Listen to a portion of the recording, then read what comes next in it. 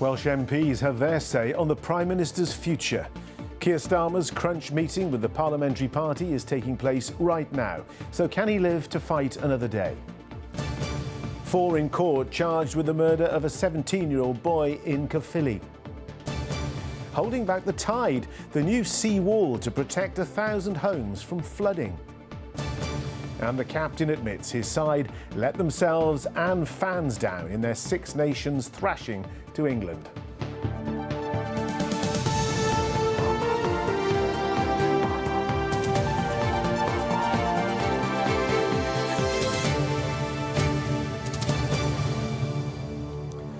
Hello, good evening. Prime Minister Keir Starmer is addressing Labour MPs tonight as he fights for his future in Number 10. Among those in the audience will be 27 Welsh MPs who will have a hand in deciding his fate. It follows growing disquiet over his leadership, including his judgment around the hiring and firing of Peter Mandelson as US Ambassador. Tonight, one prominent Welsh Labour MP has told this programme they want to see a definite plan from the PM. Well, let's get the very latest from Westminster now. Our political editor, Adrian Masters, is there. Adrian, just how much trouble is Sir Keir Starmer in tonight? Serious trouble, John, and it's not just Keir Starmer, it's Labour Party here at Westminster, and this crisis is rippling out and affecting Labour back home in Wales. This crisis, because it is a crisis, has shocked many at how quickly it's spiralled, and we've reached a situation where it could cost Keir Starmer his job, and that's the sort of the starkness of the situation that we're looking at. More on that in a moment, but first, Joanne Gallagher has been to one part of Wales which Labour won under Keir Starmer, to gauge feelings there. Sparks are flying in the Labour Party. Could the wheels be falling off for the Prime Minister? The cracks have been appearing for months, but is the end of the road nearing? Getting under the bonnet of the issues is testing for Westminster, but are those away from the political bubble reflecting on it? Do you leave them in and give them time? I don't know. So it doesn't bother you who the main person at the top is? No, not really. For others, though, time is running out. At the moment, I don't think he should be in power. I do think he should go to general election now and let us choose again, because I don't think he's for us. What is it that you don't like about him? We've got schools that are overfilled, we've got hospitals that are overrun. Everything that he's promised, he has not come up with. Historically, Wrexham's been a safe seat for Labour. In fact, they'd held it since 1931. But in 2019, they went blue, voting in Boris Johnson's government. 5 years later, they turned again. Keir Starmer was calling for change. People in Wrexham took the bait and they voted for Labour. But have people here still got Starmer's back? I think he should stay put, because we're always changing at the moment. He just needs to stay put and they need to rally up behind him. Keir Starmer, as the Prime Minister, stay or go? Go. Absolutely useless. Why is that? Why do you think he should go? He's gone back on everything he's promised, all his sort of promises, values, rubbish. Absolute rubbish. Would it not be bad for the country to keep getting different Prime Ministers in? It would be, but we need stability and consistency, and what's better for the country is not him. Should definitely stay. He's a good man. You're happy with it? Yes, very happy with it. Lots of people aren't, though, are they? Yeah, well, it's not a personality contest, you know. It isn't, and he's doing good work. He is under pressure, but one Welsh MP thinks a little bit of tinkering around the way his government works, and he could cling on. I think it's possible, but he has to be really definite and defined and determined to get on with it. And if he doesn't? Then we look at other options then. Whether the PMs hit the buffers or there's light at the end of the tunnel remains to be seen. Joanne Gallagher, ITV News, Wrexham. And Adrian, how is this playing out in Wales? Directly and indirectly, John. Labour politicians privately and publicly have been saying things like this is a mess, how angry that they are, that the situation is fragile, and it's extraordinary that they've got here just 19 months after a landslide in the UK general election. The First Minister and leader of Welsh Labour, Eluned Morgan, hasn't made a public statement, unlike the leader of Scottish Labour, who's called for Keir Starmer to go, and she is receiving criticism for that from the other parties. And as for those other parties, well, here are the Conservatives and Plaid Cymru.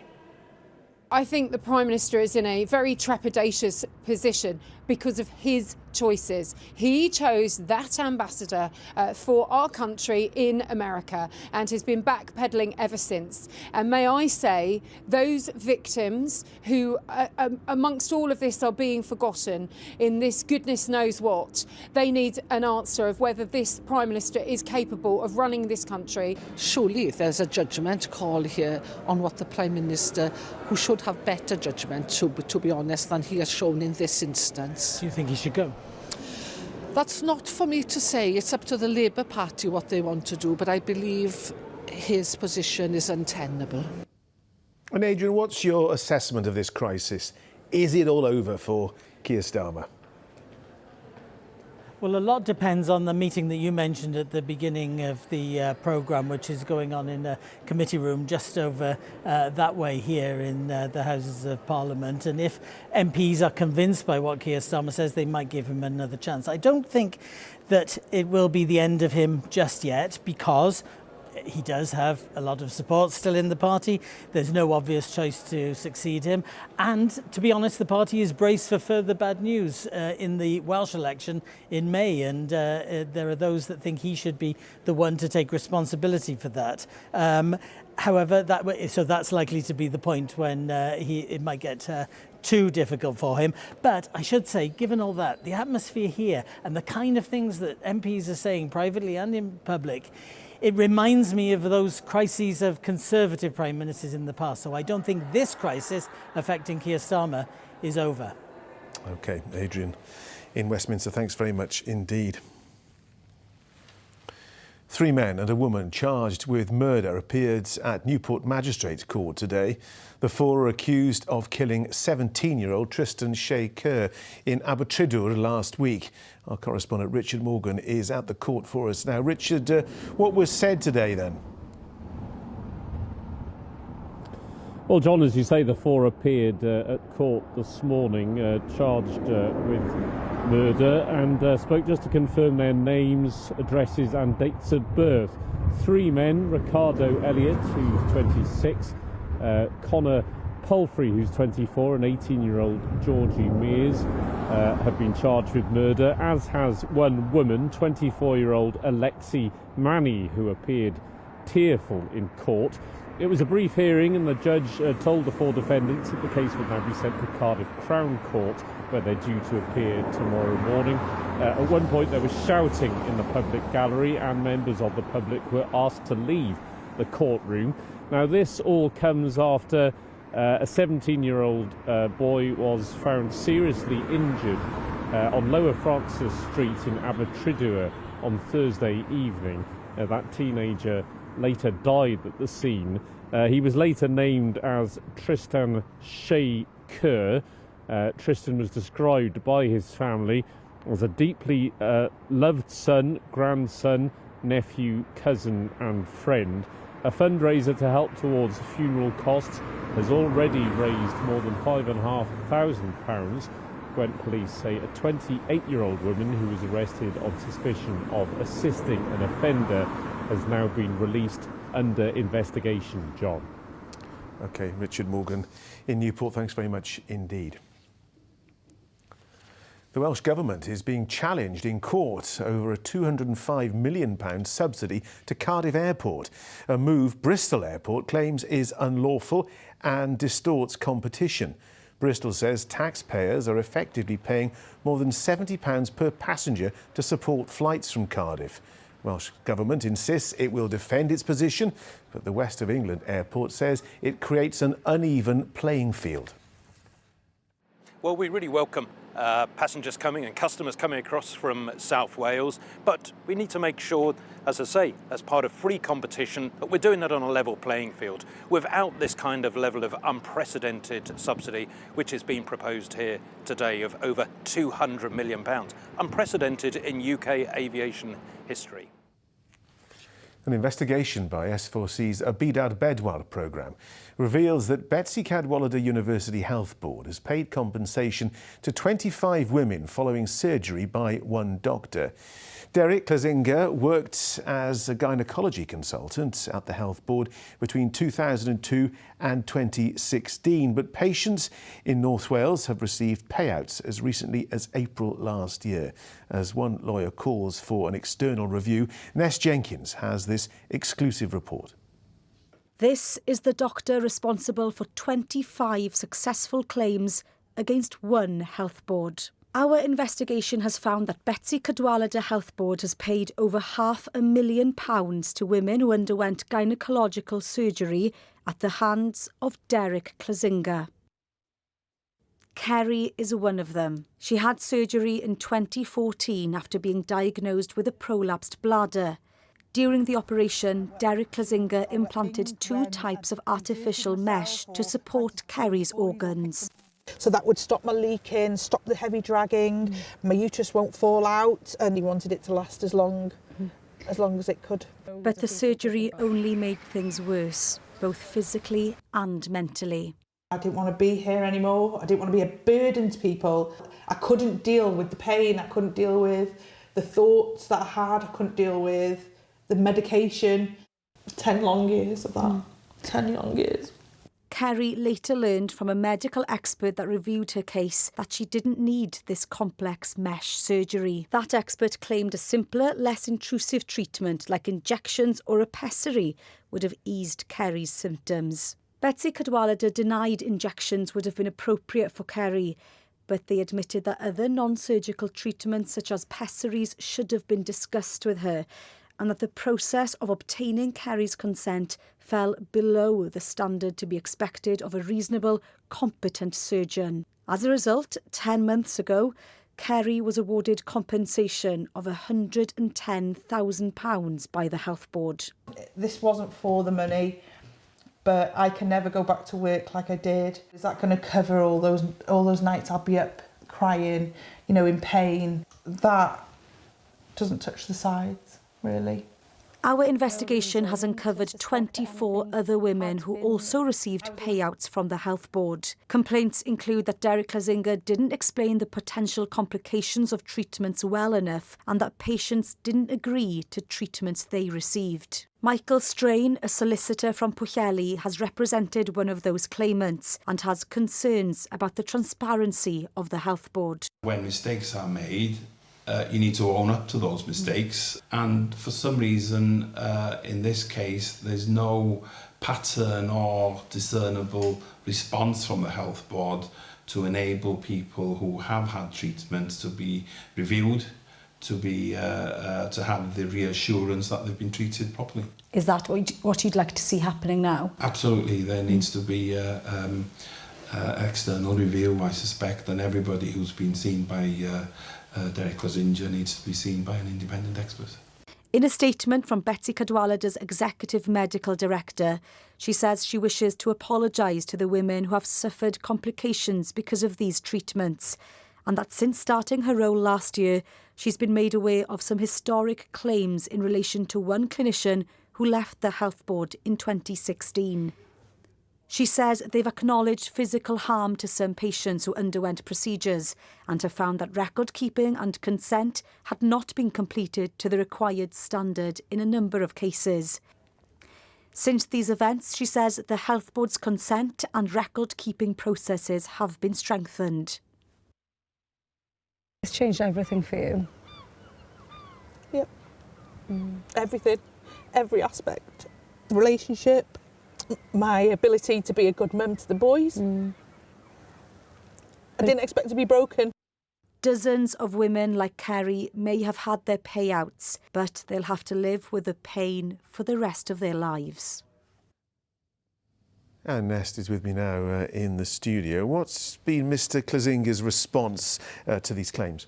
Well, Derek Lazinga left Betsy Cadwaladr Health Board in 2016, but we understand he was due to appear in front of a fitness to practice hearing in 2021, but he took his name off the register before then, so that hearing never took place. We reached out to him for an interview. He declined. He sent us a statement. He says that he expresses his sympathy that these women have had to endure such pain caused by what we now know to be defective medical products. Now, he's referring here to the fact that these meshes have been paused by the NHS since 2018 because of complications like chronic pain. Derek Lazinga says that he had retired 2 years later and was completely unaware of the defective nature of these products. Well, we don't know which company made the meshes he used. We do know that some manufacturers of mesh have paid settlements while not admitting liability.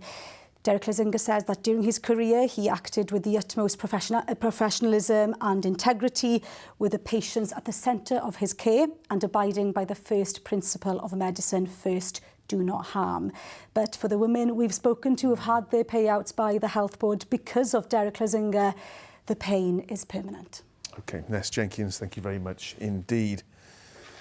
And you can see more on that story in Abidad Bedwar. That's tonight on S4C at 8 o'clock, and the programme has English subtitles. There's plenty more still ahead this evening. Ruth, what have you got for us? Well, plenty more rain, I'm afraid, with a warning for the south out there at the moment. I'm sorry to say, the downpours just keep on coming, don't they? Dear, oh dear. Also on the programme. From growing plants to nurturing the next generation of horticulturalists. Join us live from the National Botanic Garden of Wales.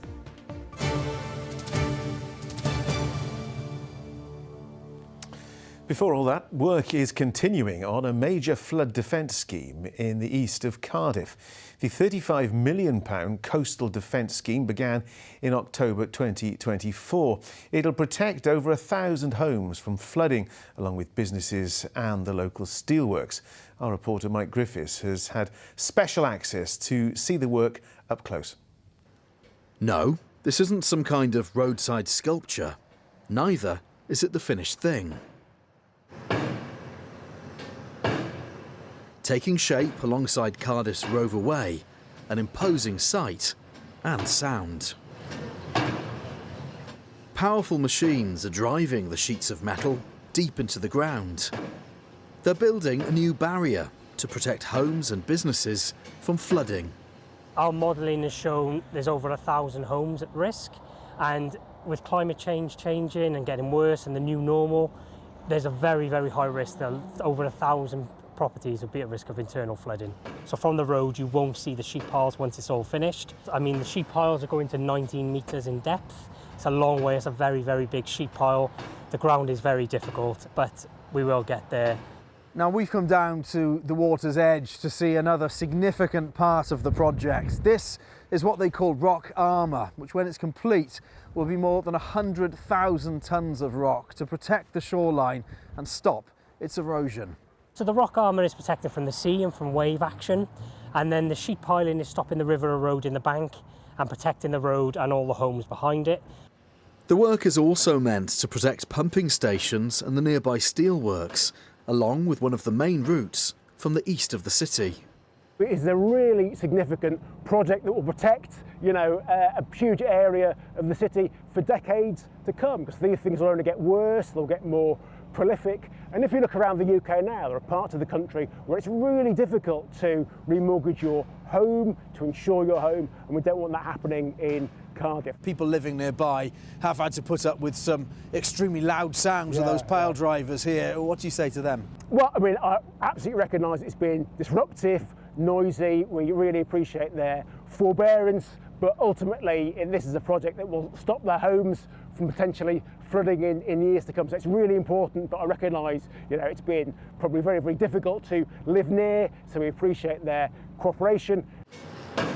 This phase of the work is due to be completed next month. The project has been designed to last for decades. They know, though, it could well be tested much sooner. Mike Griffiths, ITV News.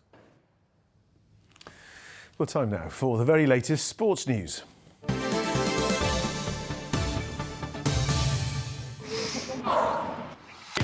Powering local sport in the community. Octopus Energy sponsors ITV Cymru Wales Sports Report. Rugby and Wales captain Dewi Lake says his team let themselves and the nation down after a pummelling by England. And it doesn't get any easier as France will arrive in Cardiff on Sunday, boosted by an impressive win against the Irish in Paris. Well, our sports reporter Matt Southcombe is outside the Principality Stadium for us this evening.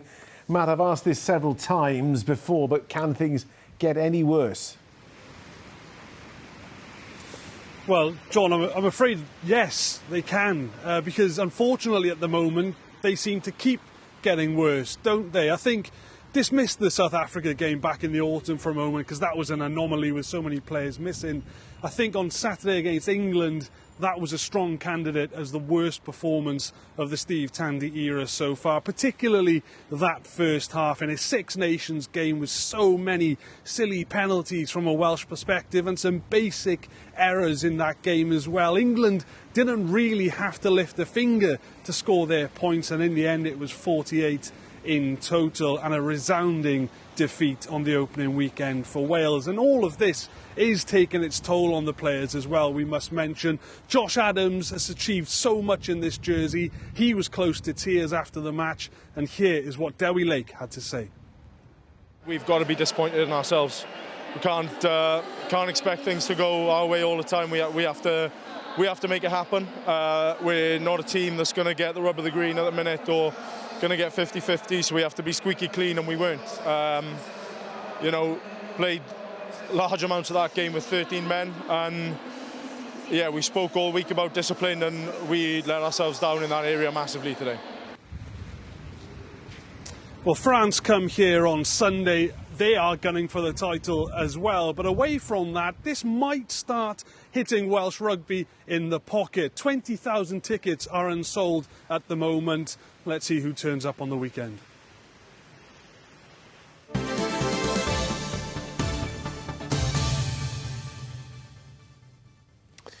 Now, the National Botanic Garden of Wales is celebrating more than a decade of growing something more than just plants. Its horticultural apprenticeships have been going for just over 10 years and have supported 14 green-fingered apprentices into the sector. Well, Lewis Rhys-Jones is there for us this evening. Lewis. Yes, nosothatio, John, live from the Great Glass House, which is feeling quite quiet and peaceful after the visitors have all gone home. But that team you mentioned there, they have a huge task on their hands to manage 568 acres of land. So there's little wonder why there's a great opportunity for apprentices to learn more about horticulture. We've got Ben here, nosothatio. You started out as an apprentice, but by now you're on staff here and you've learned so much. But your career started completely differently, didn't it? Yeah, it was a big change for me. I worked at an optician's for 20 years before changing my career to horticulture. So thanks to the National Garden Scheme, who funds apprenticeships here, we're able to carry on rolling out these apprenticeships for future students. And what drew you into horticulture then? Because that is quite a change to go from sort of an office job in optometry to, managing beautiful plants. Yeah, so for me, I absolutely love nature and being outdoors, and myself and my partner were members here for a long time. And suddenly this opportunity for an apprenticeship kind of presented itself, and I jumped at it, and it's the best thing I've done. Well, it certainly sounds like it. Thank you very much indeed. And we'll talk to the current apprentice here. Kate, lovely to meet you. On the other hand, we've heard a complete, sort of career U-turn there, but you've always wanted to do this, haven't you? Yeah, I grew up in the Lake District on a little small holding, so this was the right choice for me. And has it opened up windows for you? How much do you learn about plant life in this job? I learn loads. I learn interesting facts every day that I can take home. And because I get to work in every area of the garden, I can say my day-to-day is genuinely different every day. And it's the most rewarding thing. And you're going to be going abroad as well because of this apprenticeship. Yeah, I've made really valuable connections. So in the next few years, I've got some interesting opportunities to work abroad. Yeah, well, it'll be an exciting time. Thank you very much indeed for your time. So it's interesting, isn't it? Sounds peaceful, to be honest to you, John. Maybe there's a career change on the cards for me too. I'm only joking. I'll hand back to you.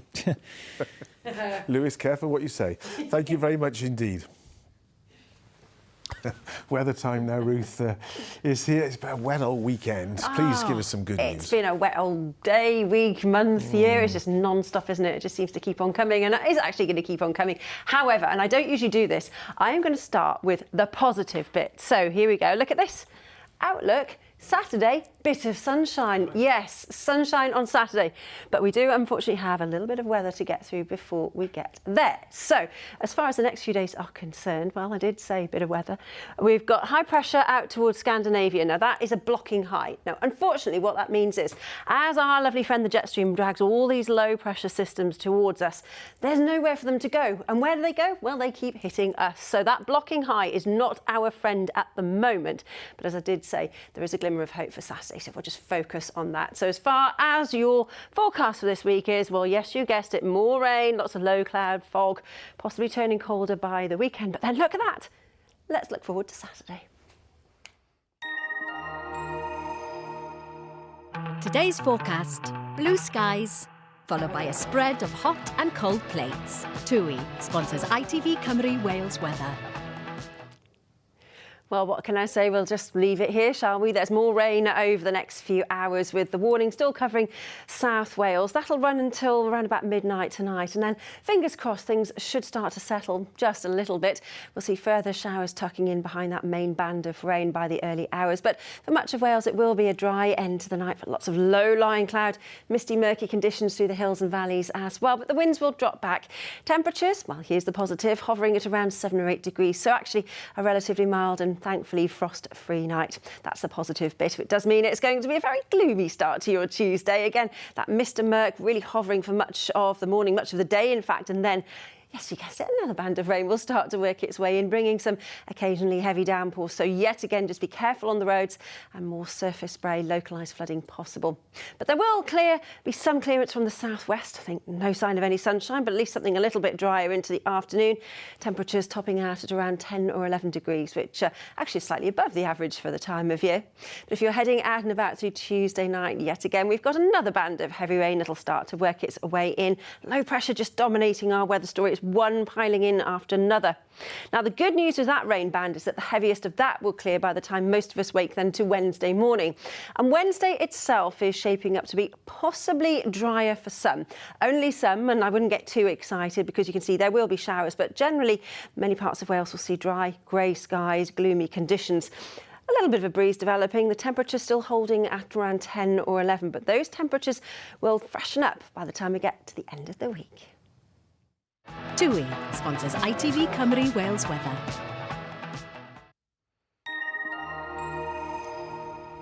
I just feel like doing that. So all you can see is that bit there. You just need to fast forward to Saturday. That's the important bit, isn't it? Thanks, Ruth.